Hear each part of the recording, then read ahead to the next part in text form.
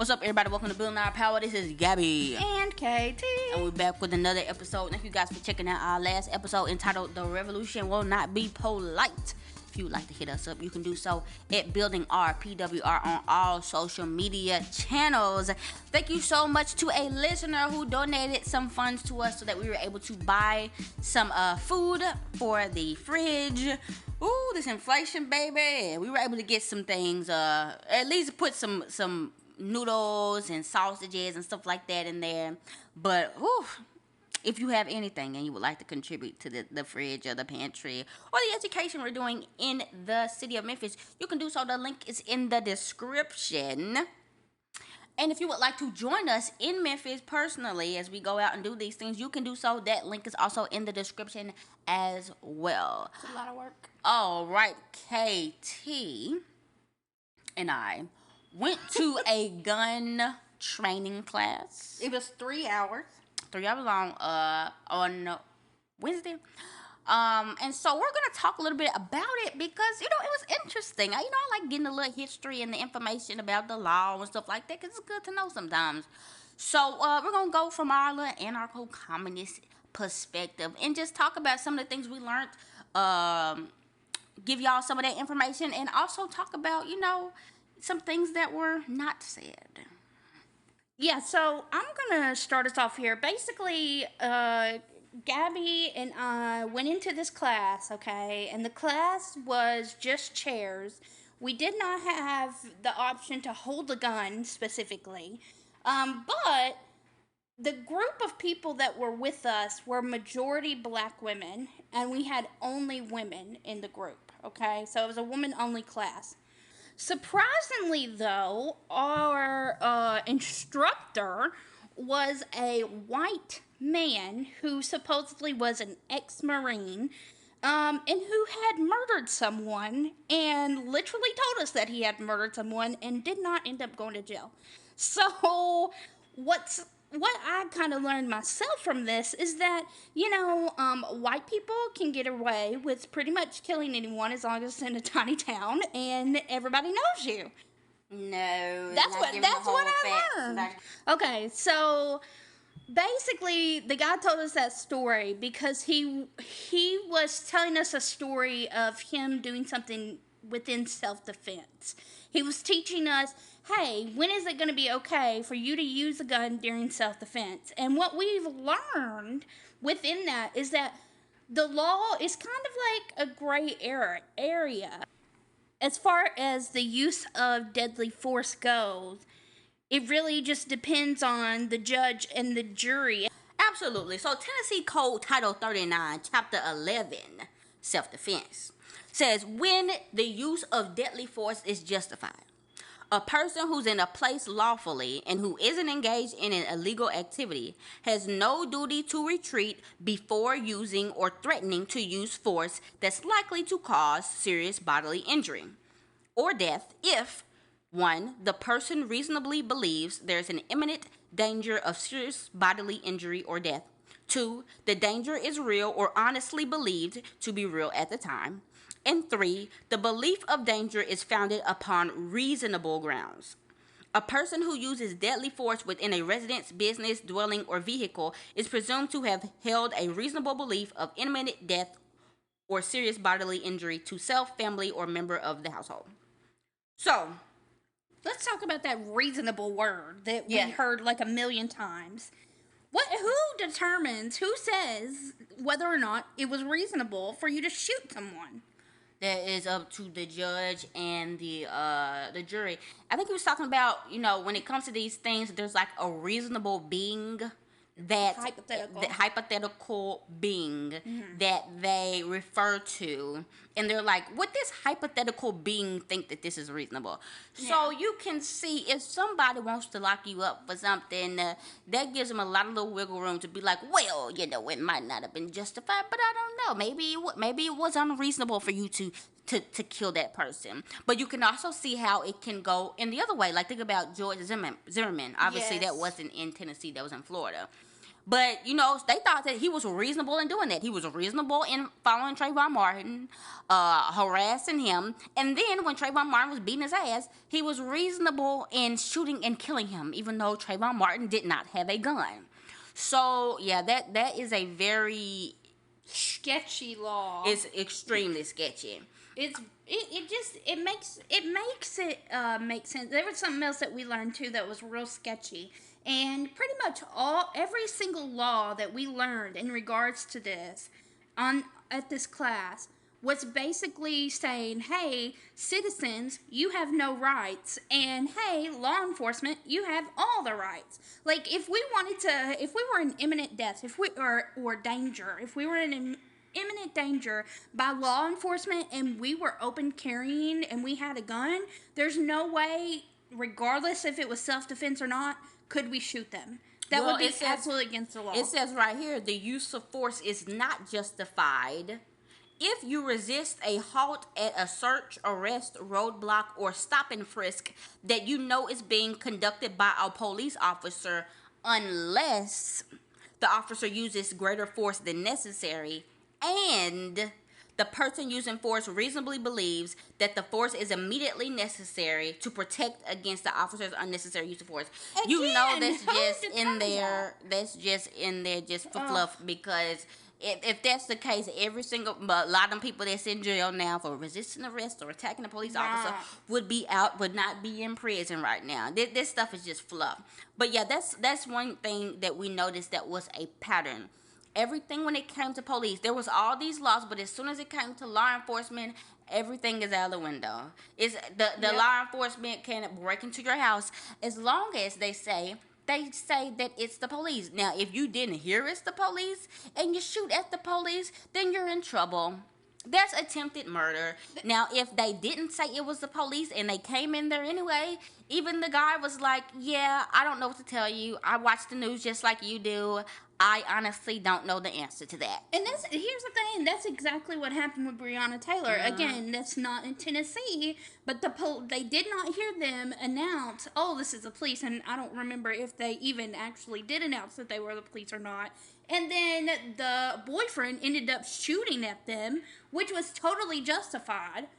And yeah, Breonna Taylor got murdered because of that. Like, it just confirmed to us in every sense of the way that this system has never been set up for us, for queer people, for black people, for poor people, for queer black poor people. It is set up to help the elite and to help the rich, because even the laws that we look at, whether it be, oh, you need this check, you need this check, you need this, and this, majority of those things cost a lot of money in order to get done.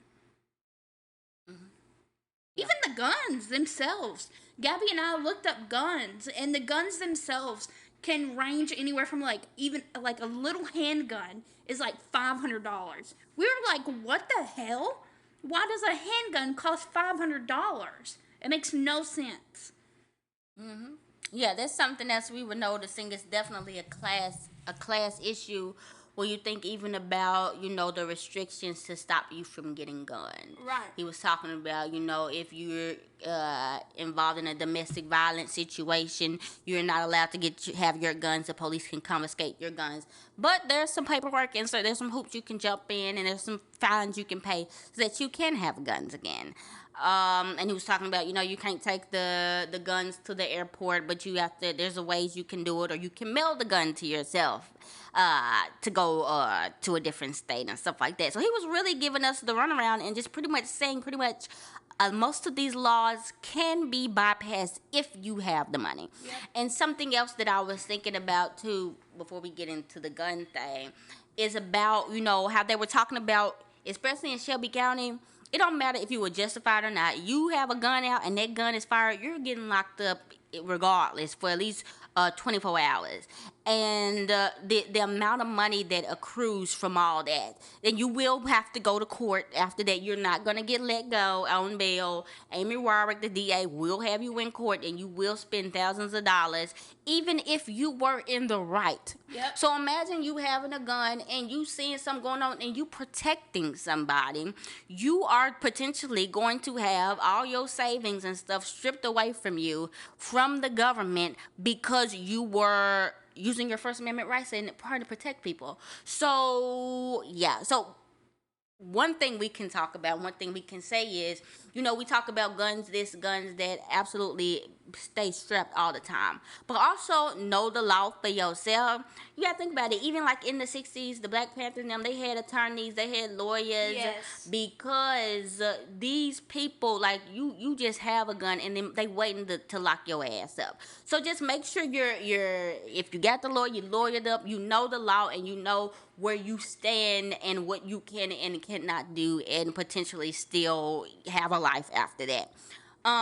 So yeah, back to the class thing. So we were thinking, and I was especially thinking, because I was looking to get a gun after that. I'm like, okay, bam, I'm finna get my permit. I'm finna get a gun. Let's see how much these Glocks cost. Because, I don't know all the stuff about guns or whatever. But I was like, okay, at least I know I should be able to find something for $300. Like a handgun. Just something cheap, right? Basic, $500. Yep. $500 for the most basic of the basic. I said, hold on. And so now I started looking at more different types of guns that people be using. Then I started looking at the AR-15s that everybody's got all of a sudden. All these white supremacist guys. And I was like, hold on. Guns are not cheap. No. And there are white people who literally just have garages full of guns. Yeah. They collect guns. They love guns. The people that go on these mass shootings, they have access to all of these guns. So hold on. This is, let me see, maybe this is a class issue because poor people can't afford all these guns. How in the world, or why in the world, are all these people with money figuring out, well, now it's my time to go and do these mass shootings and kill all these people? And why are we not talking about the correlation? There's got to be a correlation there between these upper middle class white men and why they feel that they're in the right to shoot and kill everybody. If it was poor people, if it was poor black people, they do all these documentaries pathologizing us and being how the black is the poverty and it's the blackness and the this and the that that's causing them to do that. But there's nobody's talking about what is the correlation. What is the correlation? It's just all lone wolves. It's just all mental illness. There is a reason that these guys can get all these guns. They have money. They have access to these things. Yep. Maybe one of the reasons nobody wants to get down to the nitty-gritty of why is because then you'll have to not only talk about the white supremacy and the fascistness of everything, but talk about how rich people can skedaddle all these little checks and balances and these laws that's put in place to protect us regardless. Yeah, so something that I want to kind of bring up that was introduced to us in the classroom was this program called Law Shield, which Gabby and I were like, oh my God, this is what those white supremacists are using. This is what they use in order to get past all these laws. So basically, it's a subscription. Law Shield is a subscription to lawyers, to attorneys, to getting your bail paid, to getting out of jail. It's your get out of jail free card, essentially. You pay $10 a month to have lawyers 24/7 that you can call for advice, lawyers at your hearings, lawyers that will bail you out of jail. It's literally a subscription to 24/7 help if you are in a crisis or you shoot someone due to self-defense. Yep. Mm-hmm. It's insane. And think about this too. Like they were like, okay, well, it's only $10, but if you're poor, you're not gonna spend money on that. That's that's not an essential. You know, you don't ever think, oh, I'm gonna get into some kind of trouble with the law, or I'm gonna get into trouble with shooting someone due to self-defense. But I don't know. I just feel like that's also part of it because you have to pay money in order to help these people or in order to get the help that these people are going to provide. Yeah. Yeah, I mean, but I'm sure the rich don't even need that. They got their own lawyers and stuff like that. So it's more like a middle class type thing. But yeah, that's definitely a class issue as well, because those are essential services. Yeah. Somebody paying your bail, like they pay it up to $500,000, and then they will get you an expert witness on your trial. So they working hard to get you out of there. So yeah, so that's another part of the class issue. And yeah, it really opened up my eyes because I just never saw it like that. I never thought of it like these mass shooting crimes are crimes of the rich and that are external that you can see with your own eyes. Okay, usually they be doing the quote unquote white collar. These are crimes of the rich on the masses that can be seen.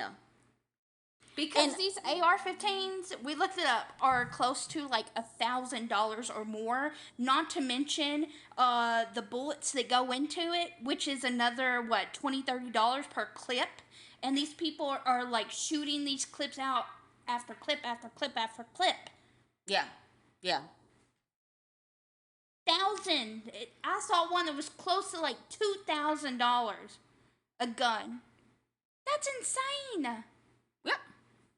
But there is, you gotta think about why that is such a big lobbying power, and it all makes sense now. The NRA was so powerful for all these years.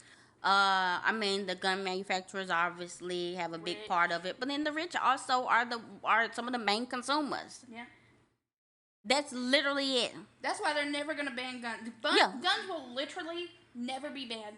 And Gabby also, and I noticed this, is like, when we talk about, we need more laws, we need stricter laws for guns. There are literally so many laws for guns. I don't know what else they could add. Even, they said domestic violence, like Gabby said earlier. If you are someone who is committing domestic violence, your guns can be taken away from you. They can literally be removed from your grasp. But at the end of the day, guess what? You could still end up getting them back. I'm not really quite... and there's so many others. I can't even think of them right now. But it's like, how many more laws can they put in place if they're not even enforcing the current laws that are happening? On the people that's doing it. Exactly. That's the thing. Like us, we finna get police regardless. You gonna get police whether you hired a permit, was following the law to the T. Regardless, they see you got a gun, they gonna find a reason to get you up in jail. So yeah, it's really all a dog and pony show, and everybody knows it. That's why them folks don't even act like they trying no more, cause they know they ain't finna do nothing, and that's not even going to do anything. Because think about this: if we go back to the white supremacy, the fascistness, the things that need to be done to get to the root of it, the capitalism.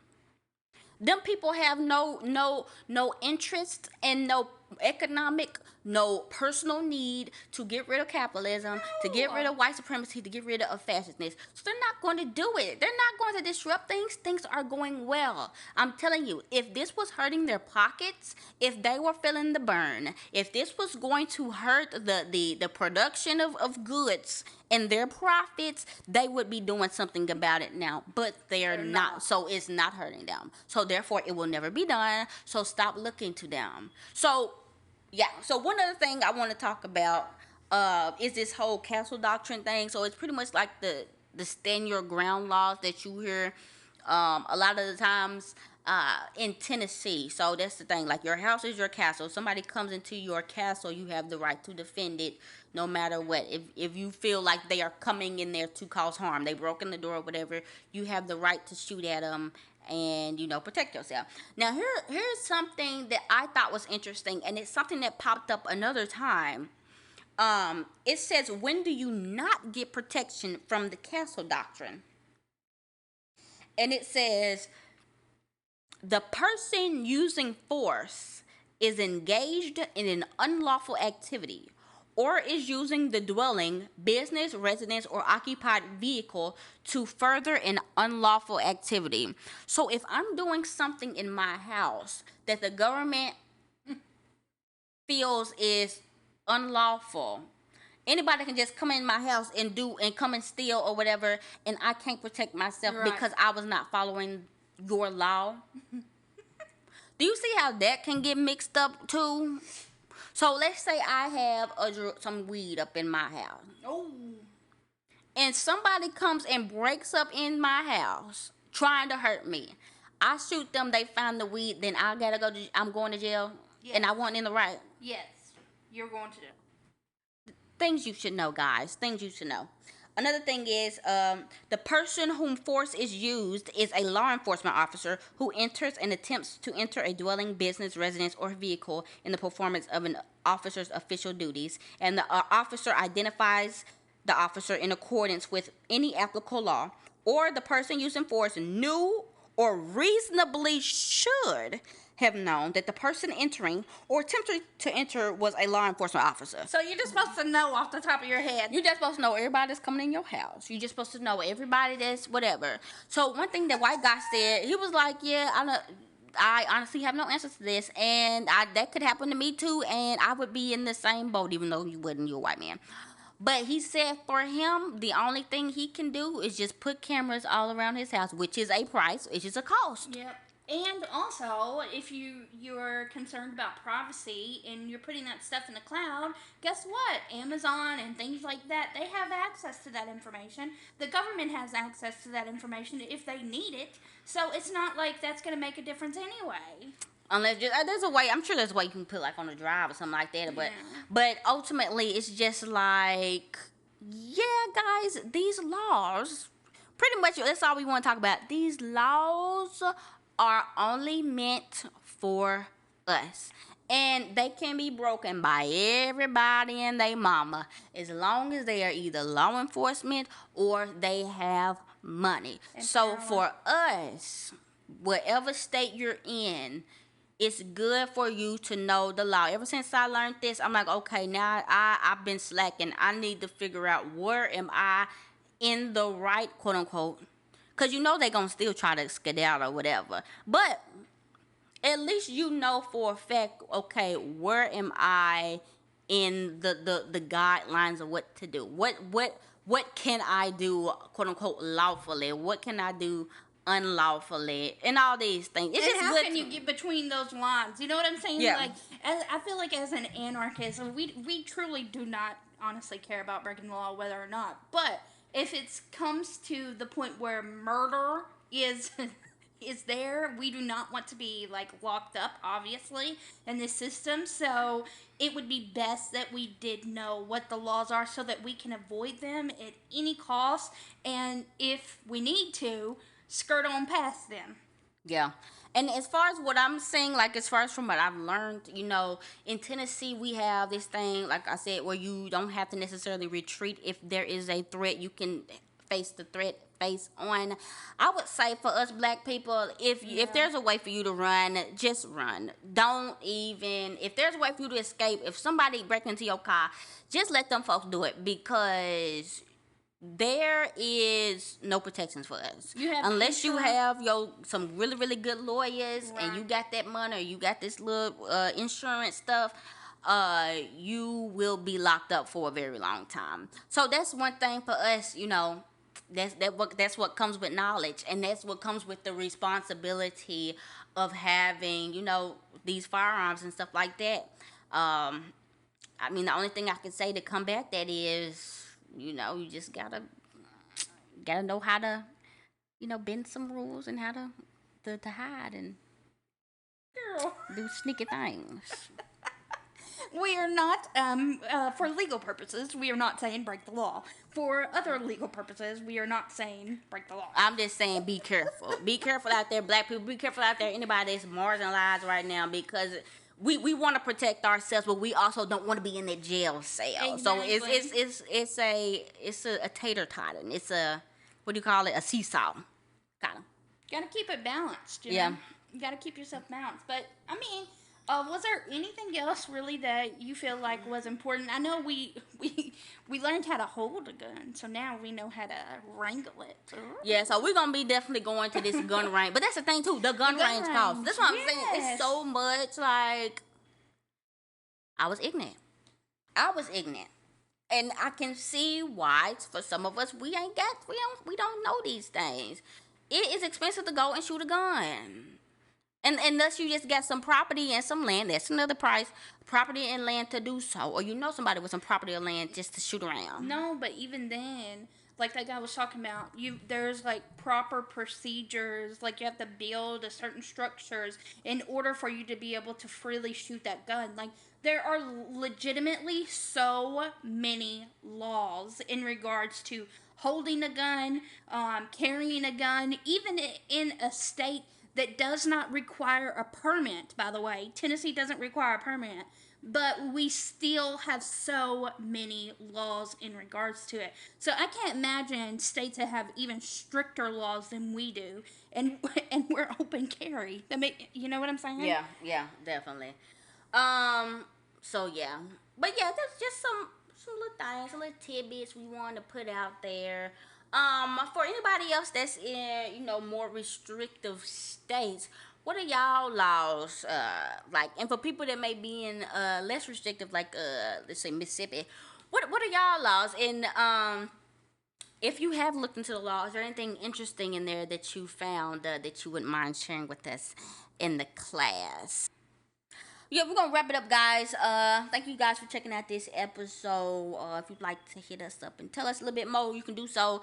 Our social media channels are at Building RPWR. If you'd like to contribute to the work we are doing in the Memphis area when it comes to the community fridge, the passing out of flyers, redistribution of funds, you can do so. Link is in the description. If you'd like to come with us in Memphis and work, you can do so. Link is in the description. I will post a video of what we could fill up in the video in the YouTube.